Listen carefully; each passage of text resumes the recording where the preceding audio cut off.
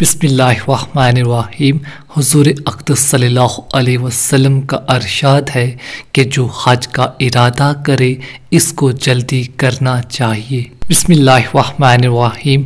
حضرت عائشہ رضی اللہ عنہا فرماتی ہیں کہ میں نے حضور اقدس صلی اللہ علیہ وسلم سے جہاد میں شرکت کی اجازت مانگی۔ حضور اقدس صلی اللہ علیہ وسلم نے ارشاد فرمایا کہ تمہارا جہاد حج ہے۔ بسم اللہ الرحمن الرحیم۔ حضور اقدس صلی اللہ علیہ وسلم کا ارشاد ہے کہ جو شخص حج کے لیے جائے اور راستے میں انتقال کر جائے اس کے لیے قیامت تک حج کا ثواب لکھا جائے گا، اور اسی طرح جو شخص عمرہ کے لیے جائے اور راستے میں انتقال کر جائے اس کو قیامت تک عمرہ کا ثواب ملتا رہے گا، اور جو شخص جہاد کے لیے نکلے اور راستے میں انتقال کر جائے اس کے لیے قیامت تک مجاہد کا ثواب لکھا جائے گا۔